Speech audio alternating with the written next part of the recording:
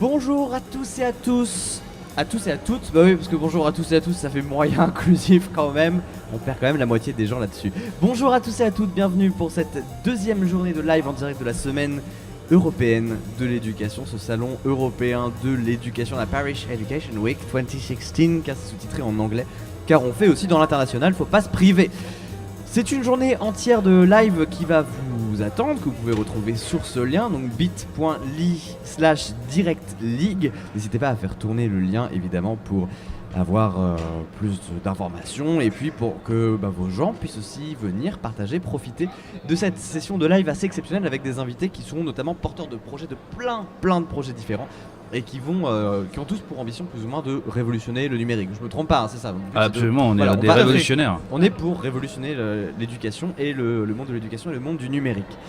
Et pour commencer cette session de live, j'accueille donc avec moi monsieur Mathieu Muselet. Salut. Bonjour. Et Mickaël Clément. Salut. Salut.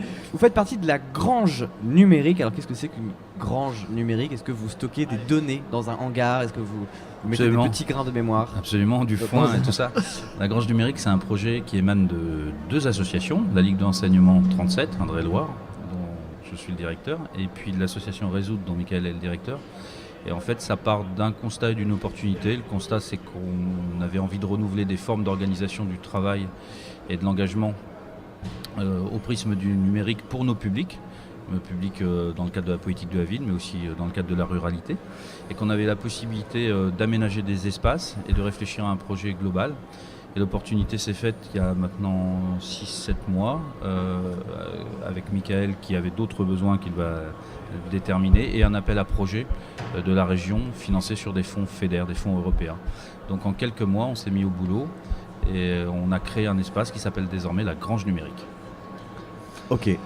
Donc pour nous, l'association Résoudre, nous on a toujours on a été un peu pionniers dans ce qu'on appelait, ce qu'on appelle toujours, mais dans les espaces publics numériques, et on a vraiment voulu faire évoluer tout ce qui est usage au niveau des personnes les plus en difficulté, des quartiers prioritaires, pour les emmener, comme je disais, vers de nouveaux usages. Qu'est-ce que le coding, qu'est-ce que tout ce qui est pour les personnes âgées, tout ce qui est outils collaboratifs, monter des projets, travailler aussi sur les quartiers prioritaires avec, il y a des renouvellements des tours qui vont tomber, on va reconstruire des immeubles, donc comment on peut travailler avec l'usage du numérique, faire porter des projets citoyens. Je vois sur votre page internet que vous êtes effectivement un tiers-lieu. Ça veut dire que vous accueillez des gens un peu... Enfin, vous êtes un lieu ouvert en fait, comment ça se passe? Est-ce que n'importe qui peut venir vous voir, n'importe qui sont en difficulté sur le numérique peut venir vous voir? Ou est-ce qu'il faut avoir un billet d'entrée, déjà avoir un projet peut-être, une envie? Alors, la réponse est variée, les réponses sont variées. D'abord, on a bossé avec nos copains d'AnimaFac et des associations étudiantes. Et dans ce tiers-lieu, comment ça se présente en fait? Ça se présente sous forme de 3 espaces très ouverts. Un premier qui est plutôt réservé à l'innovation numérique, dont on fait l'inauguration le 26 novembre, samedi prochain d'ailleurs. Une ancienne cuisine collective, donc c'est assez chouette comme décor. Le second lieu est une cafétéria très ouverte à la fois aux membres du personnel et à toutes les personnes qui passent dans cette fédération. Et le troisième lieu est un espace de coworking organisé plutôt avec un axe jeunesse, mais pas seulement, avec des volontaires, des associations étudiantes. Et le deal, le contrat de confiance, on va dire comme ça, même si on n'est pas d'Artic, on a passé avec notre comité de pilotage et les partenaires, c'est que justement ce lieu s'ouvre au-delà de nos champs habituels de travail avec des associations, des bénévoles ou des professionnels de l'animation socioculturelle. Aujourd'hui, on peut le dire, en phase 2. La première phase a été réussie, c'est-à-dire que le partenariat est fait, les locaux sont ouverts. La phase 2, c'est le développement et l'ouverture et l'innovation. Concrètement, l'innovation, vous parlez d'innovation sociale, on parle aussi d'innovation numérique au niveau des projets. Ça passe par quoi? Quel type de projet est-ce que vous hébergez? Vers quoi est-ce que vous vous dirigez? En fait, on a 4 grosses parties au niveau de notre tiers-lieu. Un qui est tout ce qui est au niveau de la découverte. Alors vous avez des exemples un petit peu ici, tout ce qui est le code, fabrication avec un Fab Lab, tout ce qui est, on peut faire au niveau de la jeunesse avec des Lego, comment on peut les animer, monter des robots, des voitures. Vous aurez des expérimentations, on a un stand là sur le salon toute la journée, donc voilà, qui est là-bas, donc voilà, et vous pourrez retrouver sur la page Facebook. Après, on a tout un axe sur l'accompagnement professionnel, parce qu'on n'oublie pas non plus d'accompagner des gens qui vont sortir de formation ou très éloignés de l'emploi.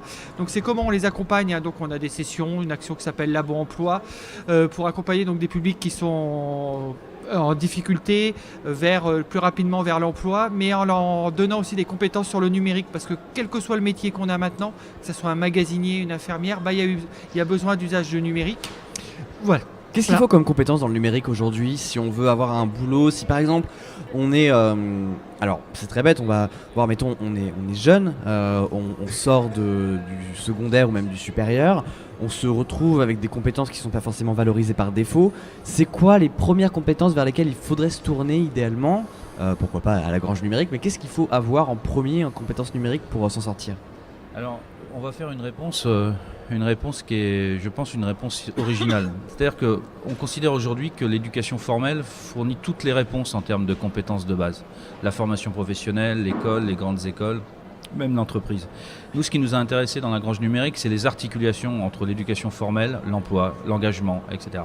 Comment ça se traduit concrètement? On mène une initiative, une innovation sur les open badges, les badges numériques qu'on a envie de développer. Et pour les mettre en œuvre, on a monté un projet européen, on est parti en Angleterre, on part bientôt en Suède, pour voir comment avec tout l'ensemble des publics, formés ou non formés, on peut travailler à la reconnaissance de l'expérience informelle. Donc à la question, quelles sont les compétences clés? Les compétences clés pour nous, elles se trouvent dans l'expérience. Et l'expérience, ça ne s'enseigne pas. Au mieux, ça s'accompagne. Donc ça veut dire que vous créez des opportunités? Absolument. Le tiers-lieu fonctionne de la manière suivante, c'est-à-dire qu'il crée les conditions de la rencontre et de l'opportunité.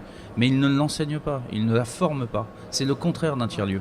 Ouais, et puis, par exemple, un exemple on est en train de répondre à un appel à projet qui est Grande École du Numérique, donc avant la fin de la semaine prochaine, où on va vraiment, donc il y a des formations, on répond avec le Greta, le CNAM, donc des institutions avec des formations qualifiantes, et notre intervention va vraiment être là-dessus, c'est comment on va faire valoriser des expériences, comment prouver, donc voilà, comme Mathieu en parle mieux que moi sur les open badges, mais vraiment faire valoriser leur expérience un peu comme une VAE et qu'on leur certifie quelque chose qui est assez nouveau en France, qui commence à arriver, l'Angleterre, la Suède, comme on parlait, les pays nordiques sont vraiment là-dessus. C'est vrai